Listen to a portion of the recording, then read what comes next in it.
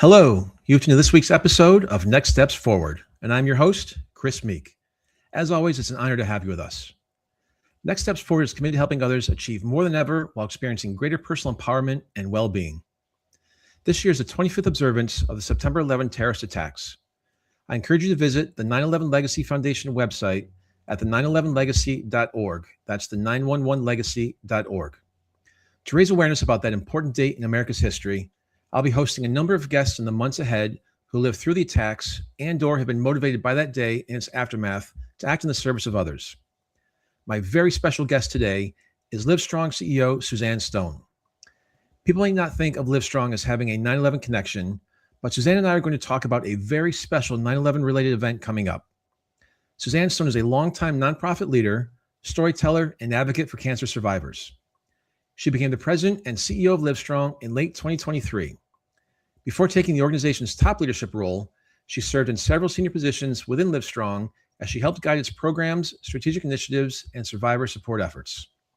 She has spent much of her career leading mission-driven organizations focused on health, education, and community impact, including leadership roles with Susan G. Komen, Children's Miracle Network Hospitals, and court-appointed special advocates.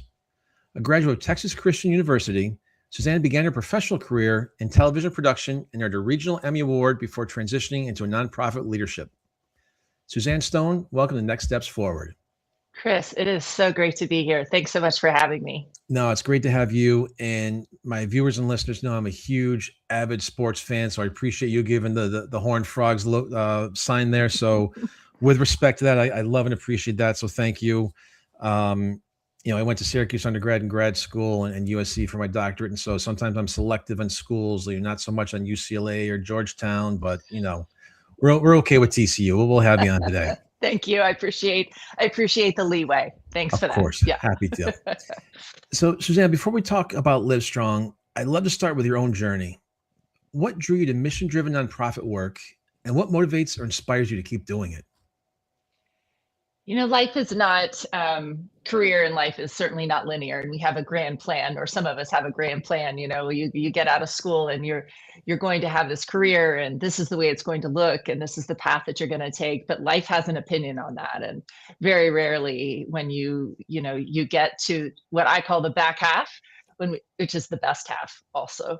But when you get to the back half, you're really able to reflect on what all of these things happened in your life that informed where you are today. And it really started happening for me at postgraduate. While I grew up in a loving home, I was lucky and fortunate to have a great family, but philanthropy wasn't something that I grew up doing. It wasn't a part of our culture. It just wasn't something we would do on a regular basis. But when I got out into the working world, I eventually found myself working, as I moved through my television career, working at a public access television station.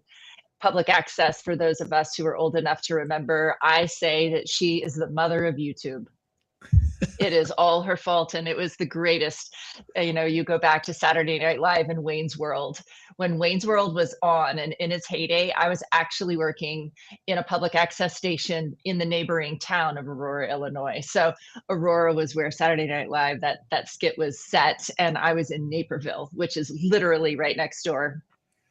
And what I found in that work, in doing television work, which is what I had trained in and what I thought I would be doing my entire life, what I found was that the skill set that I learned how to do these things, how to produce, how to write, how to edit, how to set up lights and fix a VCR, if you remember what that is, and all of those things, all of those came to really serve me when I was helping people create shows, create content, and we put it on the air for free, regularly scheduled shows, and we watched people's lives change because I taught them how to tell a story.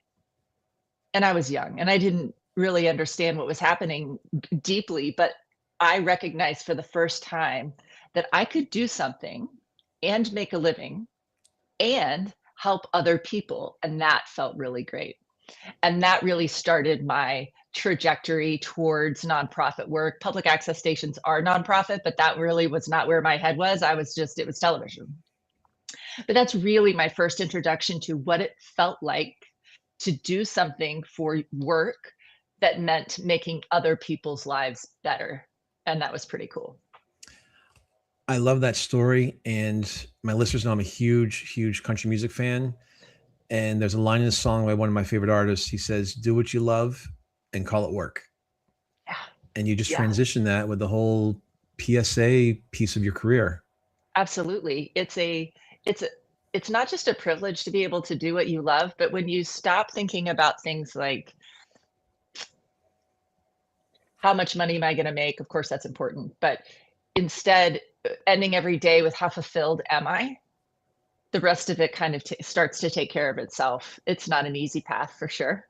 Well, and I appreciate that because you mentioned how, the back half is the best. I call it the back nine, Yeah. but it's your best half. You should be more reflective. And to your point, it's not about making the paycheck, which is still nice, but now it's where can you make an impact? Where can you make a difference? Where can you make a change? How can you lead by the work that you're doing? Yeah. And a lot of people get to this point in their lives, and we see this, right? This is what a midlife crisis is.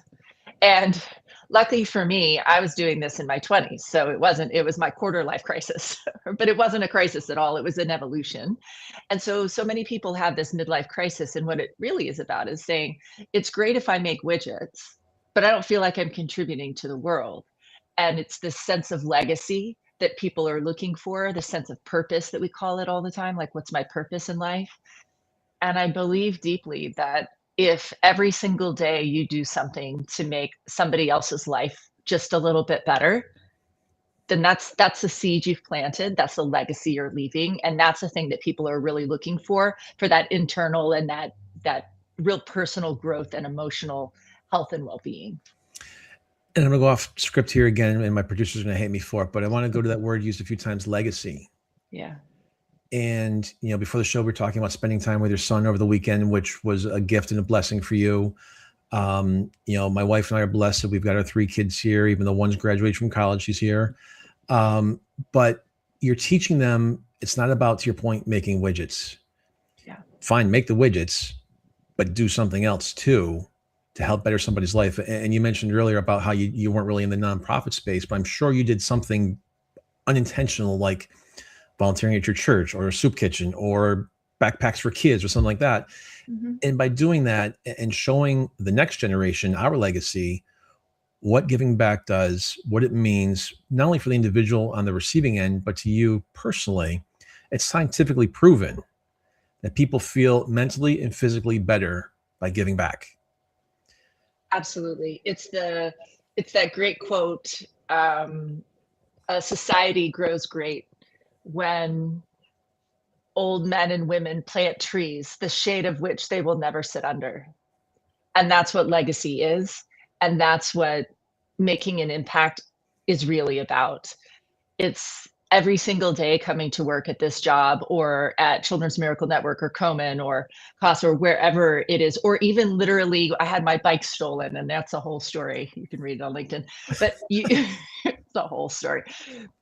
But when you have the opportunity to plant a seed, to do something that is kind, and we talk about things like paying it forward. Yes, and when you do something and you're not interested in the recognition for it, and instead you're saying, I'm going to take this seed of kindness, the seed of hope, the seed of this gift of whatever time, whatever it is you're doing, to give it to somebody else who may or may not ever know that it was you that did it. But I'm going to make somebody's life better. And if today is my last day, I feel good knowing that my legacy, whether anybody utters my name again or not, is intact, and that I had a positive impact on the world when I go. And that's all I think that any of us can hope for. And look at the smile on your face as you're saying that. And one last thing, and then I promise we'll move on, but just to tie it all together, as I mentioned, I went to Syracuse University undergrad and grad school, and specifically the Maxwell School of Citizenship and Public Affairs. Mm-hmm. And in the foyer of the main lobby is a larger than life statue of George Washington, but behind him, engraved in stone in the wall, is the Athenian Oath. And the key takeaway there is basically to leave the city-state better than you found it. Yeah. And so that's what you're trying to do. That's what I'm trying to do. And we need more folks like you out there doing it, because the world's not a great place right now. Yeah.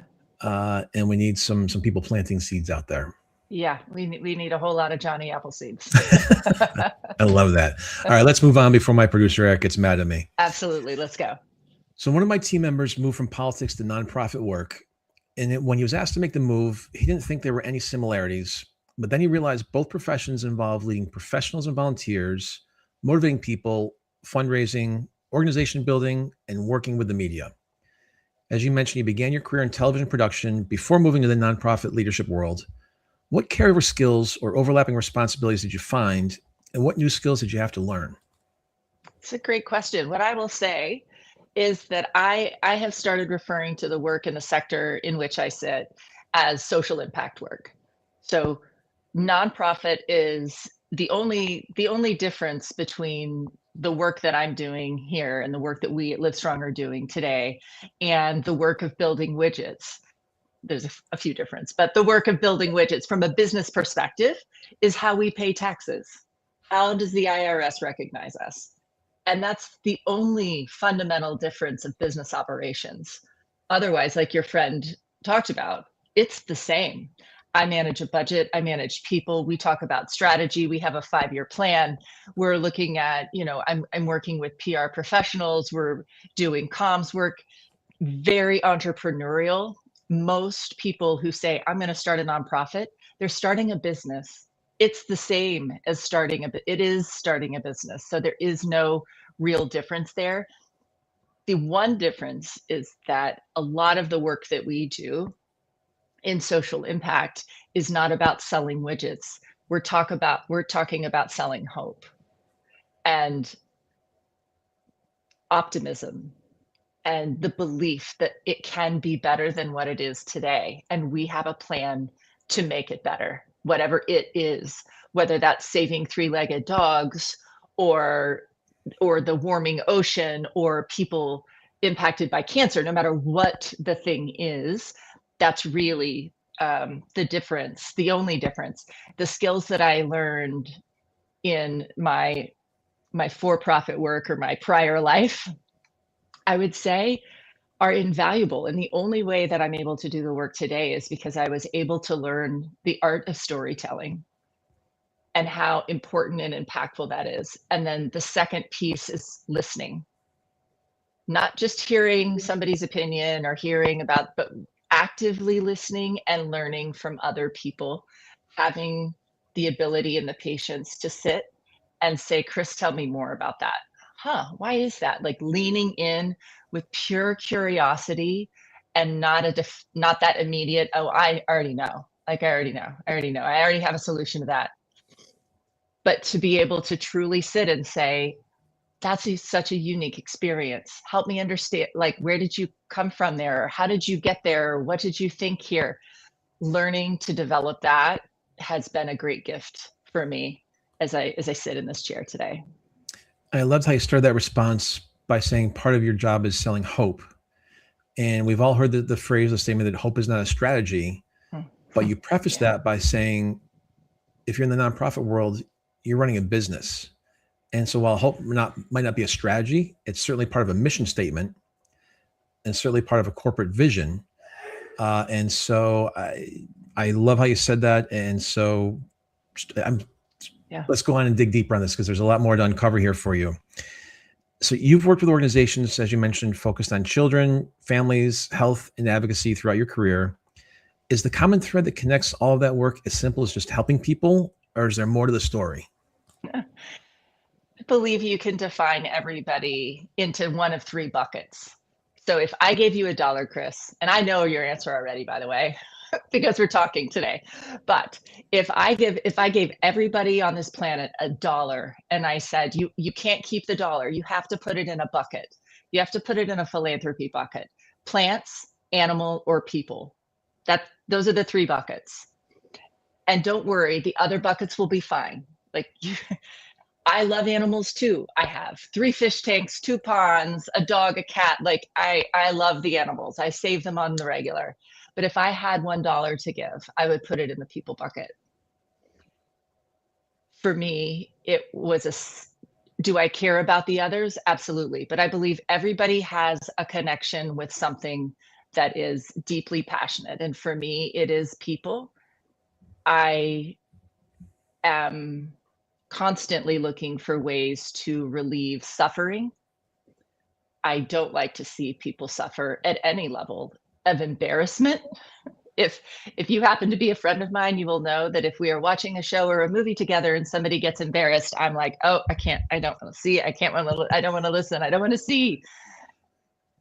For me, it's that passion of saying, I just want to make it better. It doesn't have to be so hard. It doesn't have to be perfect, but gosh, life doesn't have to be so hard. What can I do to make it a little bit better? And that's the thread that's connected my work.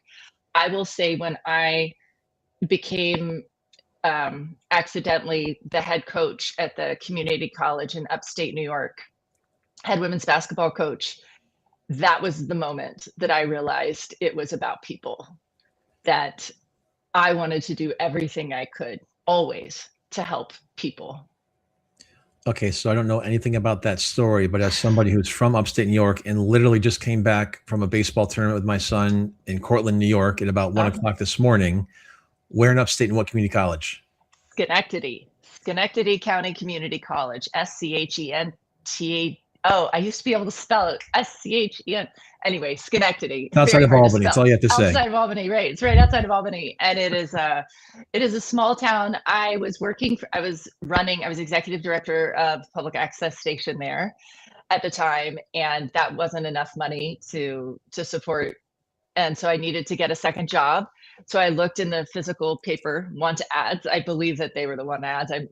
I'm positive it was, because I don't even know if I owned a computer. And I saw an ad for an assistant women's coaching position at the community college. And I grew up playing basketball and very passionate about it. So I was like, oh, I could do that. That would be great. Easy, extra money. That's probably just weekends. I could do that. Assistant coach. I've never coached, but I'm sure I can do this. Well, I interviewed. I think I'm the only one that actually interviewed for the job. I'm pretty sure. And Dave, the athletic director, he hired me on the spot. And like I said, that's why I know I was the only one that applied. He hired me on the spot. And about 2 weeks later, he calls me and he was like, well, listen, the head coach just quit. So you're it. And I was like, no. I don't know what I'm doing. And he said, don't worry, I'll help you. Help me. And that's how I accidentally became the head coach for 4 years. That's amazing. I did not know that in your background. So another avid sports fan. I love that. I appreciate that. Yeah. So as you mentioned in the beginning of the show, you served in several leadership roles with Livestrong before becoming president and CEO. Tell us about each of those roles, and did they help prepare you for the top job and make you a better CEO? Yeah, I came to Livestrong in 2019, late 2019, just pre-pandemic, from Komen. So I was running Susan G. Komen here in Austin, Greater Central and East Texas. We had grown from 5 counties to 58. This was the first time that I really experimented with scale and then was able to do it successfully. So took this opportunity at Komen and said, I can't stand saying no to people who need help. Like, it felt yucky is the nicest way I can say it. I don't like people saying I really need help, and me saying, I'm sorry, somebody a few hundred years ago drew a line across that street and you're in the wrong county and I can't help you. And that felt terrible. And so for the first time, I experimented with what will it look like if I grew my business, if we grew our footprint and we went from 5 counties to 58. And if you know Texas at all, that's massive. Essentially, I was running the East Coast. So because we didn't want to have to say no to those people. I came from that and I moved in. I had the opportunity to become chief mission officer here. Being able to be focused not on the nuts and bolts of sometimes CEO work, right? But to really just focus on who are we serving, how are we serving them, and what can we do better? That's what I got to focus on for the first 4 years. And that was invaluable for me to be able to then transition into this role, move into this role and say, I understand who we're serving. I know how we're doing it. I have some built-in, I have knowledge of where the holes are, how we can fix them, and where we can grow and scale. And so it really prepared me well to not just take my experience from leading in an operational way that a CEO really needs, but also leading in a mission-centric and mission-focused way, and really being able to combine those things. Livestrong became a cultural phenomenon through its yellow wristbands and its visibility in sports and popular culture, but some people may not be up to speed on what you're doing these days. Yeah. Define Livestrong's mission today. We improve the quality of life for anyone affected by cancer. That's what we do. So people say that feels broad, and I'll narrow that swim lane a little bit for you. So the mission today is almost identical to what it was when we started, which is now almost 30 years ago. It'll be 30 years next year, which is hard to believe that, right? Had a lot more hair and a lot fewer kids back then. I know, ditto.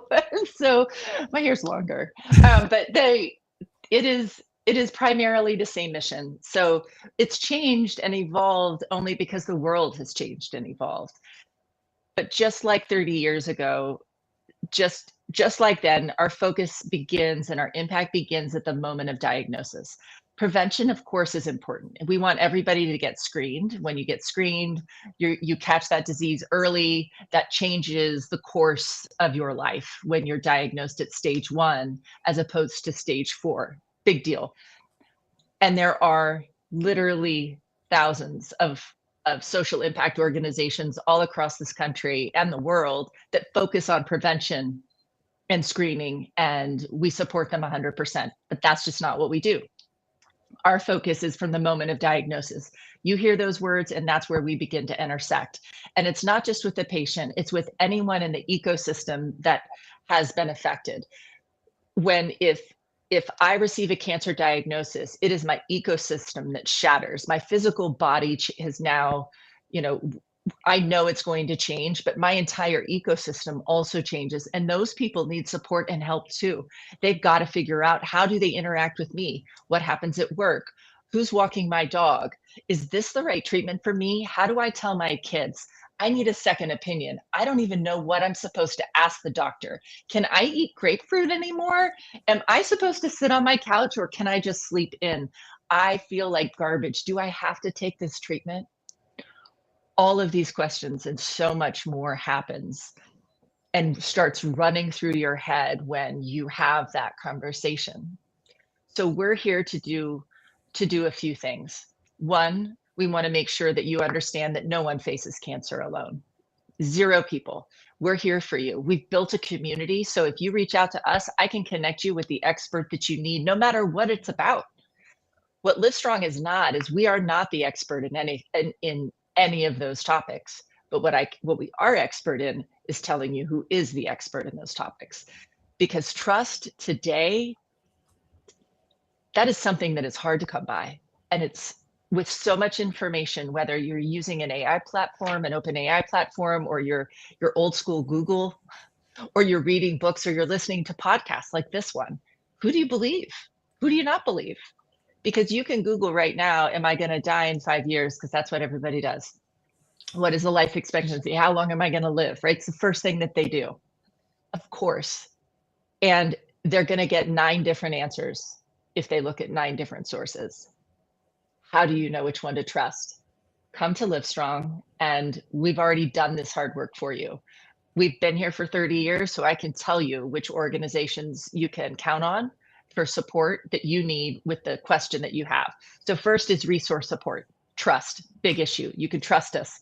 I'm not going to refer you to any organization or nonprofit that I wouldn't send my own mother to, period, or my son to, period. And that goes for all of us that work here. The second piece that we do is fertility preservation. A lot of people go, huh, what?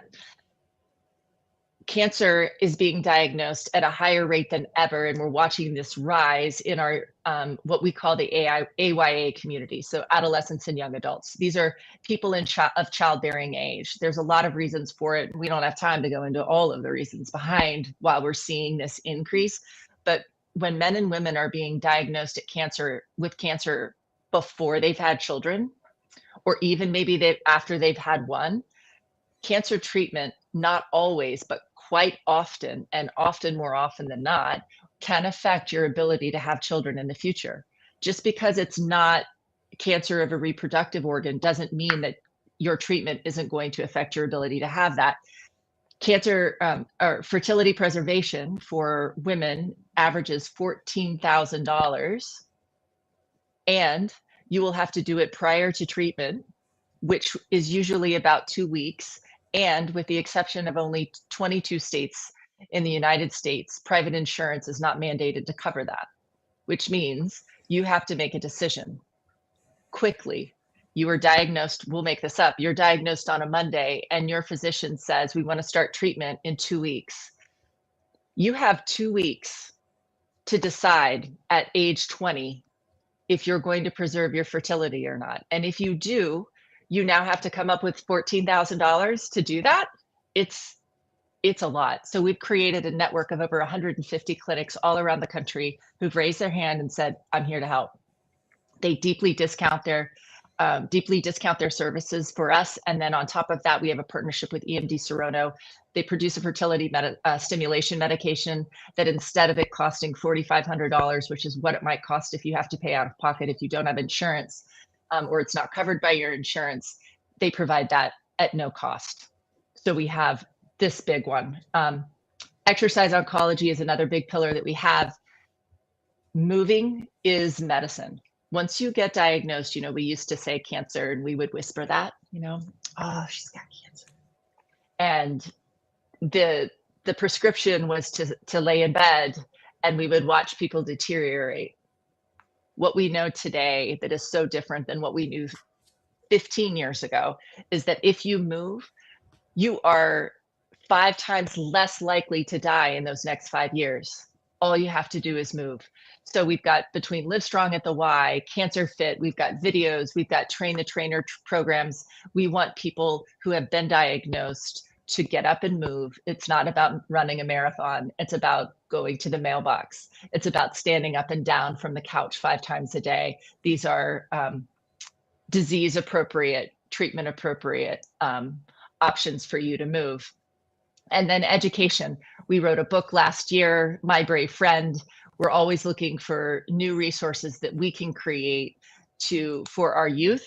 We have a curriculum that's K through 12 to teach kids what cancer is, what it isn't, that you can't catch it, and how to help their friends, and what to say and what to do. Give tools to teachers and to parents, as well as those kids when cancer intersects with them. So that was as fast as I could go through it, I think.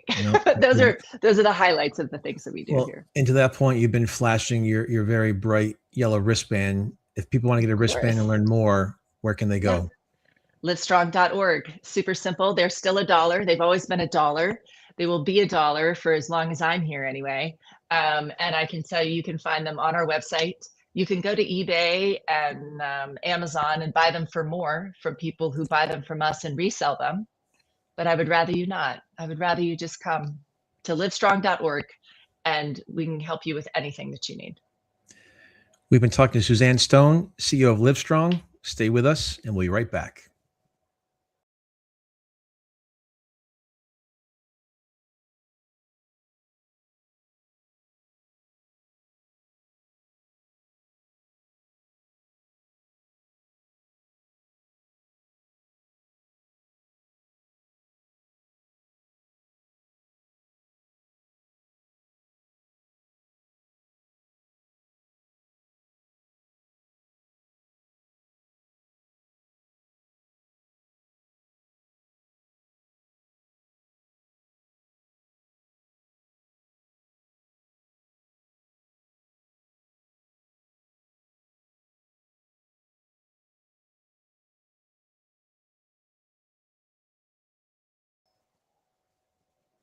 And we are back. I'm Chris Meek, host of Next Steps Forward.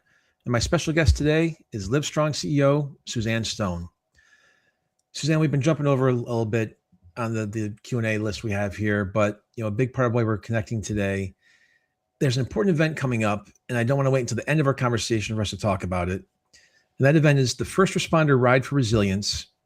This year, as I mentioned, this year's 9/11, A Ride with Impact, will take place from September 6th through the 10th, and the number of miles has a very, very special meaning. Tell us about the Ride with Impact. We're always looking for ways to improve people's quality of life been affected by cancer. And about a year and a half ago, I was introduced to, through some Livestrong family members that have been a part of our organization for a long time, I was introduced to the first responder community. Not that I don't know firemen or police officers and EMTs, of course I do, but I had an opportunity to interact on a much deeper level. And I learned for the first time about the extraordinary cancer risk that is happening when you decide, when you raise your hand and say, I'm going to be a first responder, you are immediately increasing your cancer risk by 9%.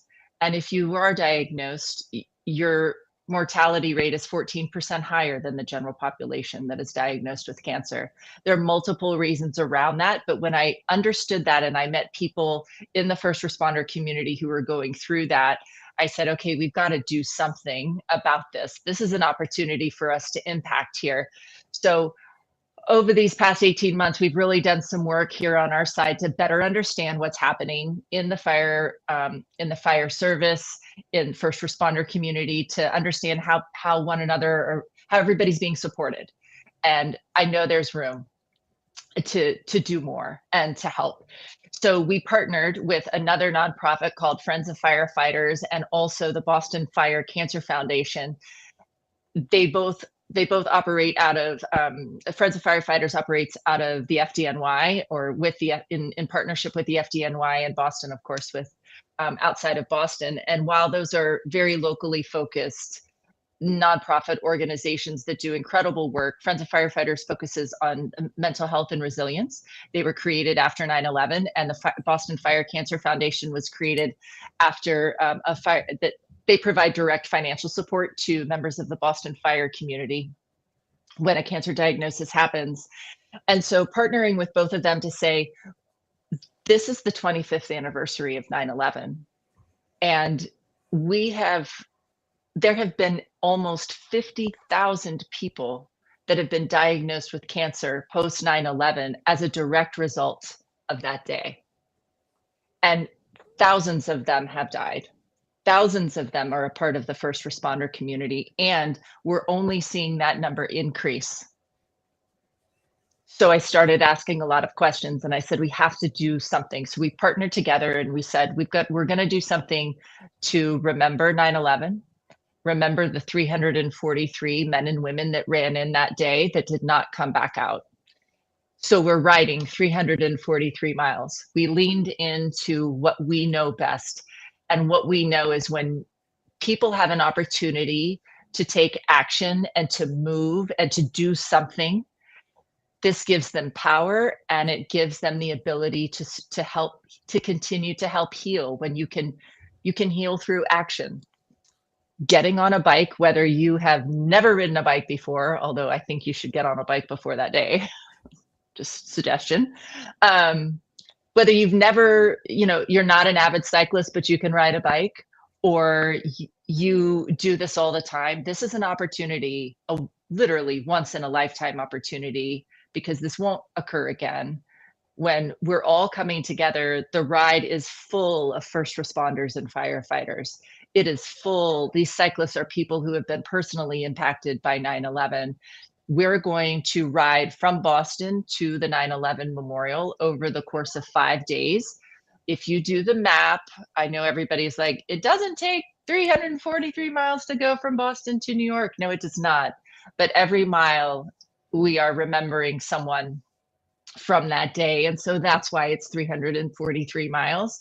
And it's going to take us 5 days to do that distance. We are not riding on the freeway. We are riding through communities. And along the way, every time there's a water stop, every time we're stopping for lunch, we're stopping at firehouses along the way.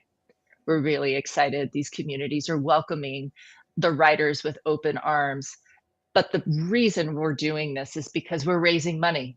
We're raising money to create cancer resources specifically for the first responder community. Because when we're done with this, we want every single firehouse and police station, volunteer or paid, because tons of volunteer community, across the country, volunteer fire stations. We want there to be physical resources and appropriate resources in every single fire station and every single police station. And also we want to be able to provide to those families, those support systems, those ecosystems we talked about earlier. They need help too. And we are raising money so we can make sure that we can provide those resources in a culturally competent way. Because there's a difference between how I might receive information, how my 26-year-old son receives information, and how a firefighter or a police officer receives information. And we need to provide content and information in a way that this community will be able to say, they hear me, I get this, and I can do this. I am not alone. I know a lot of stats around 9/11. Obviously, 2,977 people were murdered in broad daylight that day. I know that we've lost more first responders as a result of cancer and 9/11 illnesses than victims of that day. Yeah. I had no idea the number was over 50,000 people being affected.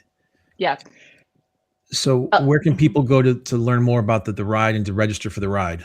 So you can learn more about the ride or register that I hope you'll do right now. You just go to 911ride.org. Very easy. If you can't remember that, just go to livestrong.org and you'll see it there. But just 911ride.org, and you can register. It is $500 to register, and then we have fundraising minimums. But what I can tell you is from the moment you register, from the moment you join us, you won't have to think about a thing. So those registration dollars cover all of your hotels. We're not camping, because I'm not camping.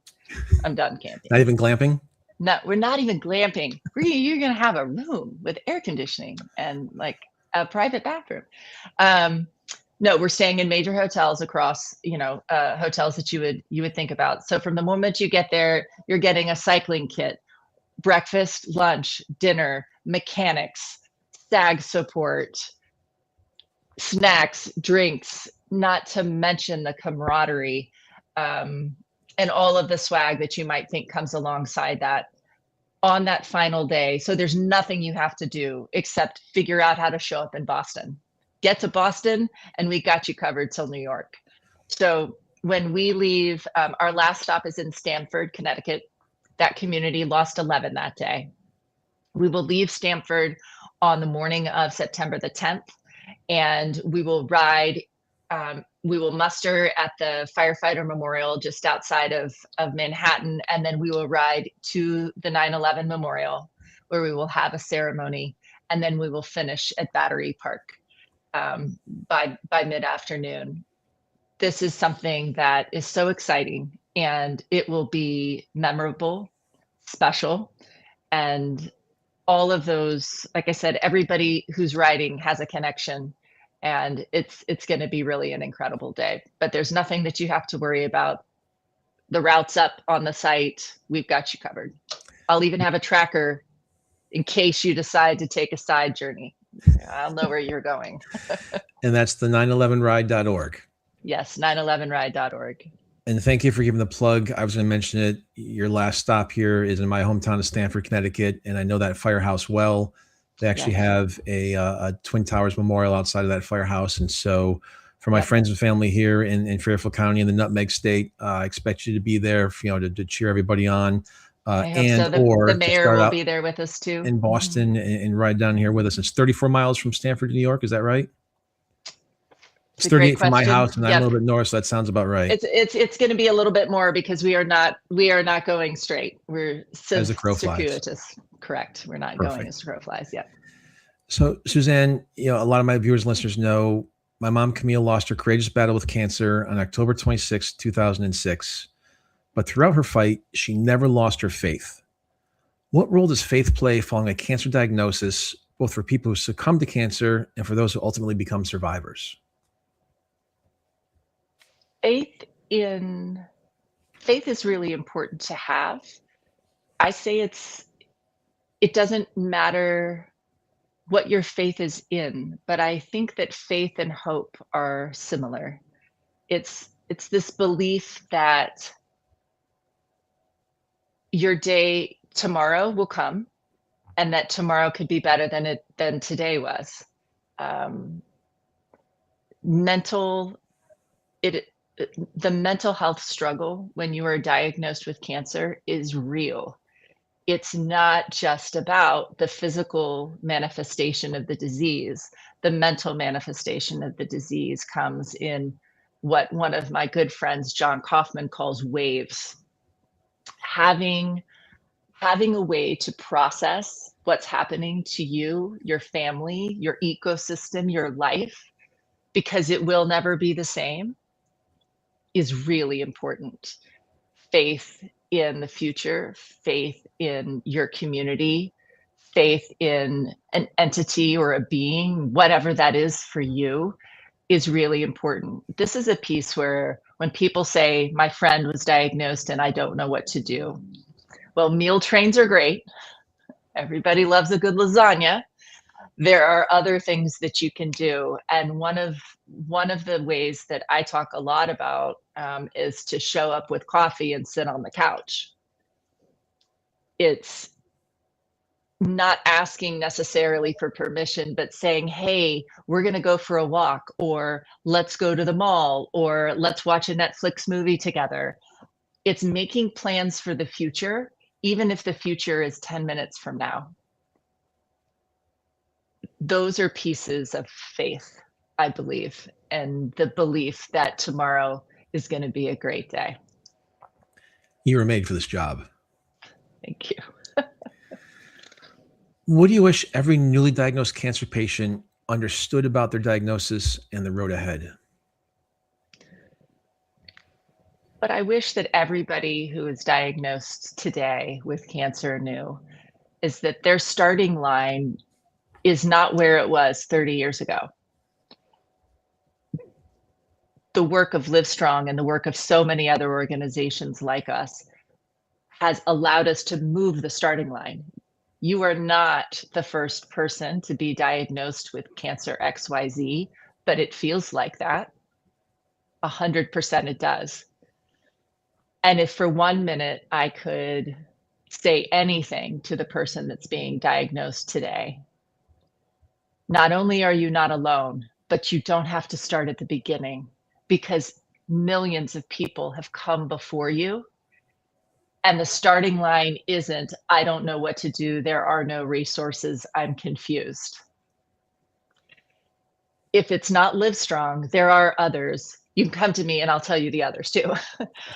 But there are so many people out here who have resources and answers for you. You're not starting at the beginning. I would say we're at the middle, right? We've got those answers for you.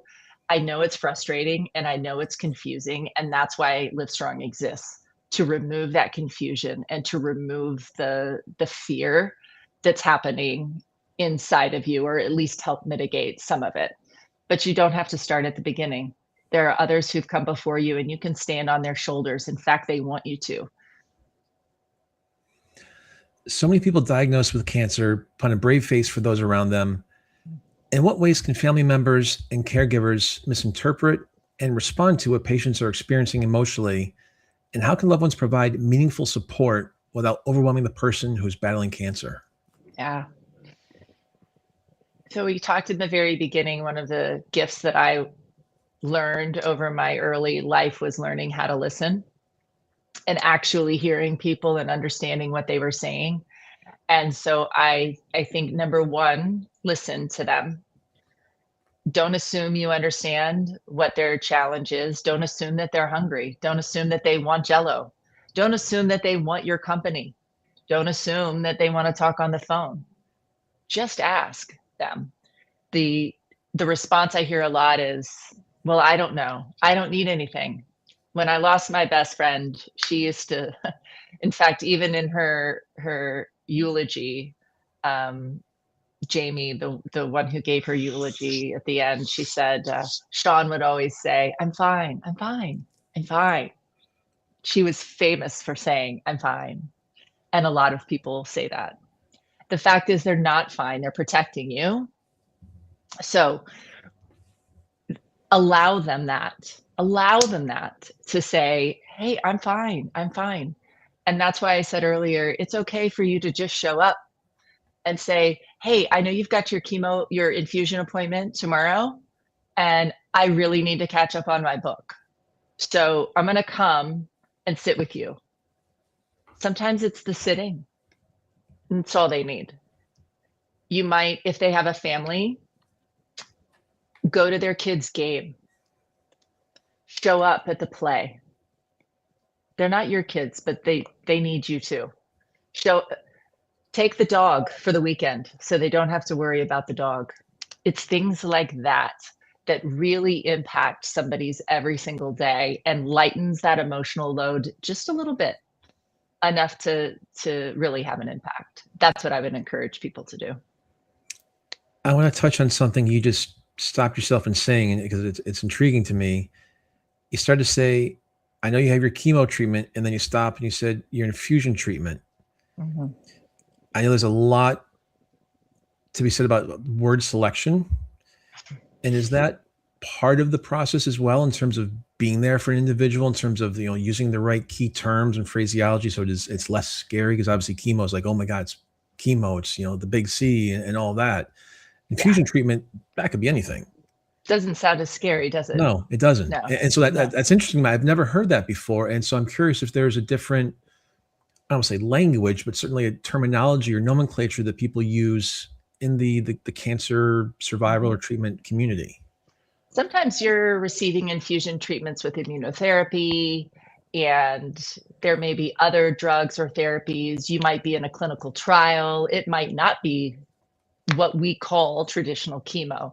And chemotherapy looks so different depending on who you are, your gender, your age, your nationality, your blood type, all of these things, your genetic history. What about pre-existing conditions, how your care team treats you, and the decisions that you make also. And I want to take that opportunity to say, you get to say no also. Like, you can say no.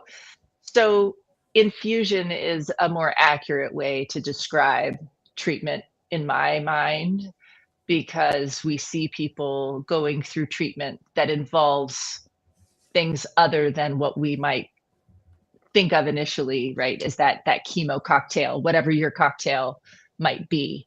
But there could be other things that they're doing that won't make you lose your hair, and don't cause the same side effects as that traditional chemotherapy cocktail. So infusion, choosing a word like infusion, it feels lighter than the word chemo.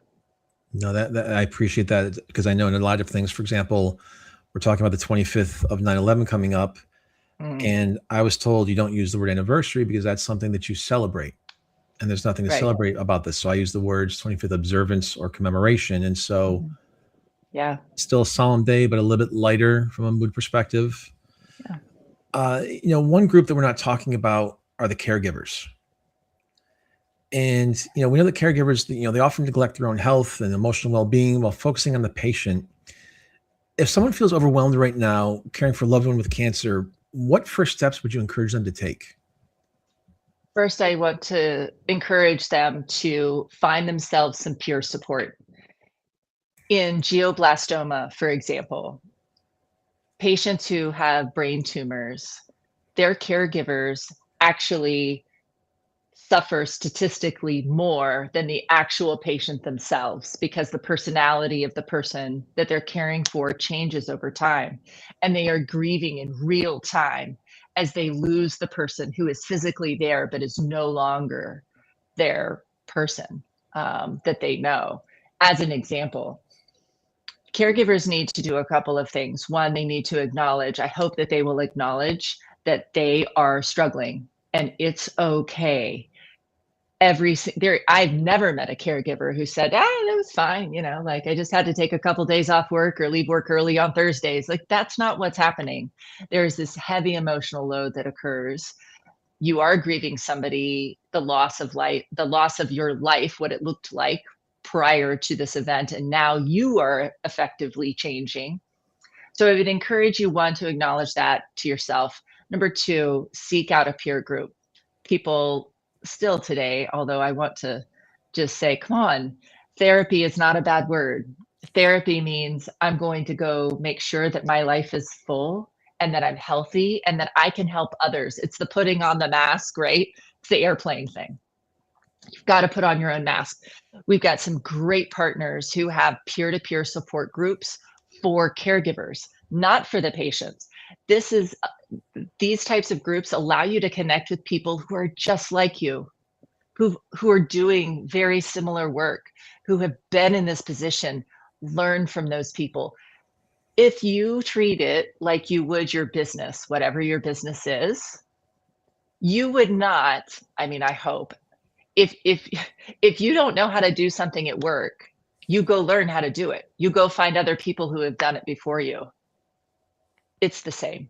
Go find those people, find a mentor, and we can help connect you with that. Find people who've been there before. And then if you have been a caregiver yourself and you're trying to heal, I encourage you to consider becoming a mentor for somebody who's a caregiver today. It's a great way to help your own healing as well. So bottom line is you're not alone. You're not alone. You're not alone. There are 18 million people in the United States alone who have been diagnosed and are living past cancer today. That's a lot of people. If you say that every person has 3 people in their ecosystem, because that's a small group, just do some math. Mm-hmm. There are millions of people in the United States, just in our country. And because we are so connected, you don't even have to be here. We're so connected that the only thing that separates us is time. What time is it in Europe right now? I don't know, depends, right? So that's the only time. Maybe I'm eating dinner and they're eating breakfast. But other than that, reach out. You're not alone. There are people who've been there before. You're not at the starting blocks. Suzanne, we've got about 60, 75 seconds left. What gives you optimism or even excites you the most going forward? I think the thing that gives me optimism is when I see people who still want to help. People come to me almost weekly, daily sometimes, and say, what can I do? How can I be involved? How can I help somebody else? And at a point in specifically our country's history that feels quite divisive, I see glimmers of hope in individual people who, no matter what their background is, no matter where they come from, no matter what their life has been up to this moment, they are asking the question, how can I help? And that gives me hope. How can I help? How can I help? A few simple words. Mm-hmm. How can I help? Suzanne, we need more people like you in this country and in the world, so thank you. Thank you. Thank you, Chris. Ditto, right back at you. Suzanne Stone, Livestrong CEO. Again, thank you so much for being with us today. And thank you to our audience, which includes people in more than 50 countries, for joining us for another episode of Next Steps Forward. I'm Chris Meek. For more details on upcoming shows and guests, please follow me on Facebook at facebook.com/Chris Meek Public Figure, and on X and Instagram at ChrisMeek_USA. We'll be back next week, same time, same place. Until then, stay safe.